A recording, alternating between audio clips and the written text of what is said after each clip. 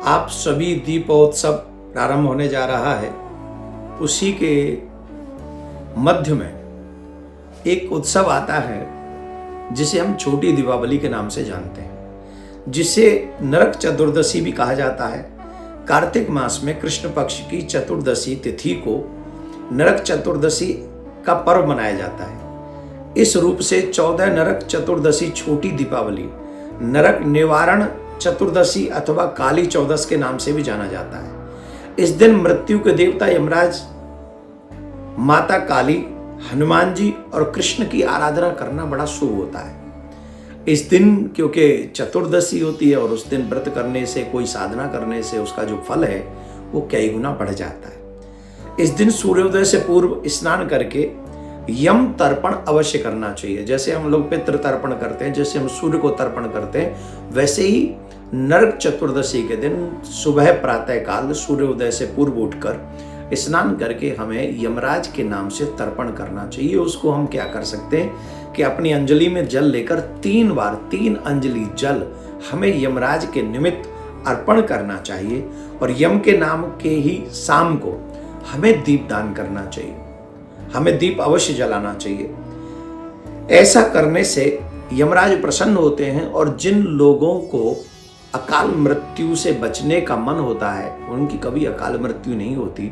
जिन पर मृत्यु के देवता यमराज प्रसन्न होते हैं। नरक चतुर्दशी की रात्रि में यम के निमित्त दीपदान करने का विधान है। इस रात दक्षिण दिशा की ओर यम के नाम का दीप जलाना चाहिए।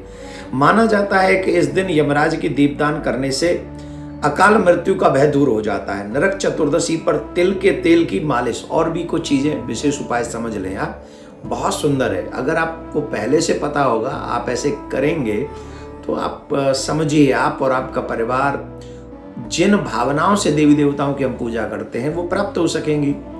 उस दिन क्या करना चाहिए कि स्नान से पहले तिल के तेल का हमें अपने शरीर पर उबटन मतलब मालिश करनी चाहिए। मान्यता है कि इस दिन माँ लक्ष्मी कुछ जगह पर निवास करती हैं। कहाँ निवास करती हैं? तिल के तेल में, गंगा में, जल में निवास करती हैं। इसलिए तेल के उबटन से स्नान की बात कही जाती है। इसीलिए ऐसा करने से माँ लक्ष्मी का आशीर्वाद प्राप्त होता है। पौराणिक कथा के इसी दिन श्री कृष्ण ने एक दैत्य का वध किया था जिसका नाम था नरकासुर। इस दिन जल्दी उठकर अच्छे से स्नान किया जाता है और रात्रि में इस दिन यम की पूजा है, दीपक जलाए जाते हैं। इस दिन एक पुराना दीपक में सरसों का तेल, वह 5 अन्न के दाने, मतलब कोई भी अन्न के दाने, पीली सरसों के भी दाने डाल दीजिए, गेहूं के डाल दीजिए, 5 अन्न के दाने डालकर इसे घर की नाली की ओर जलाकर रखा जाता है। यह दीपक यम दीपक कहलाता है। इसी दिन यम की पूजा करने के बाद शाम को दहलीज पर उनके निमित्त दीप जलाए जाते हैं, जिससे अकाल मृत्यु नहीं होती। ये विशेष बात समझने योग्य है।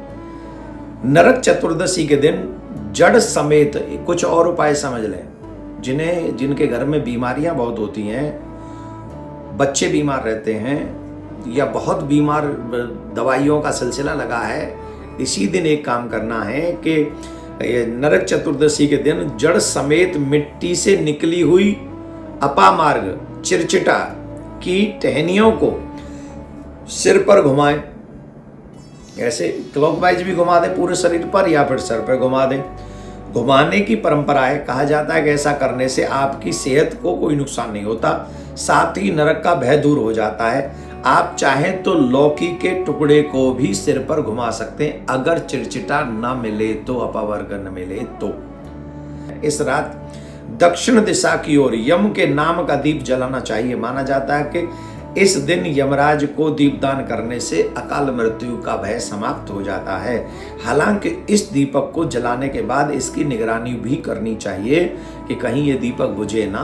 कुछ संभाल के ऐसी सुरक्षित जगह पर इसको रखें कि ये दीपक बुझे ना, और जब इसकी लौ बढ़ जाए तो इसे आप अपने घर में भी ले आएं तो शुभ माना जाता है। घर में संभाल के रख दें।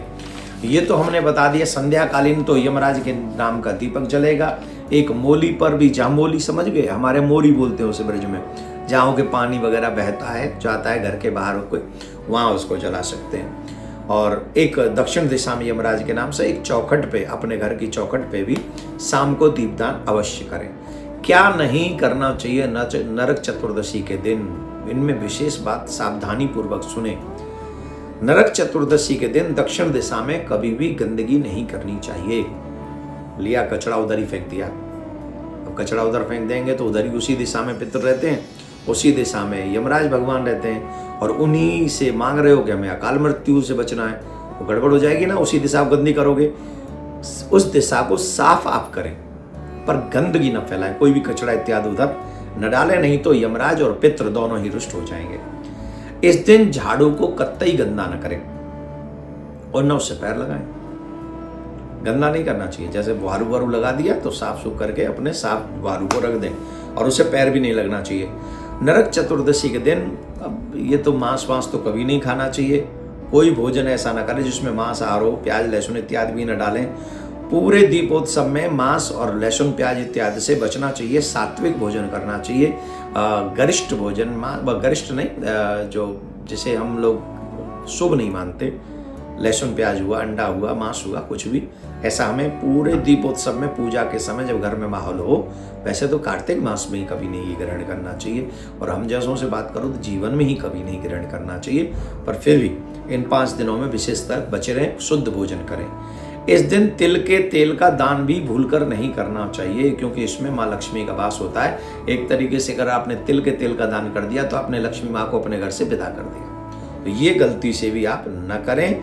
और जीव हत्या, चेंटी हो या कोई भी हो, ऐसी कोई हत्या नरक चतुर्दशी के दिन न करें, नहीं तो पितृ रुष्ट होंगे, यम रुष्ट होंगे और माँ लक्ष्मी रुष्ट होंगी। तो इन कार्यों को करने से आप बचें। और जो मैंने दीपदान का विशेष बात बताया, अकाल मृत्यु, आप जिन जिन को सुरक्षित करना चाहते हैं अकाल मृत्यु को, सबके नाम से एक दीपदान अवश्य कीजिए यमराज के नाम का। भगवान यम, आपके पितृगण, माँ लक्ष्मी आपके ऊपर कृपा करेंगे। सनातनियों तक ये वीडियो पहुंचा दीजिएगा, क्योंकि कई लोग तो ऐसे महानुभाव हैं जिनके घर में कभी कोई दीपदान नहीं होता और बीमारियां बहुत होती हैं, तो उनके लिए भी ये शेयर कर दें, जिससे ज़्यादा से ज़्यादा लोगों को इस वीडियो का और क्रिया का फल उनको मिल सके। आप सभी को नरक चतुर्दशी की बहुत बहुत शुभकामनाएं। ठाकुर जी प्रिया कांव सरकार आपकी मनोकामना पूर्ण करें। राधे राधे।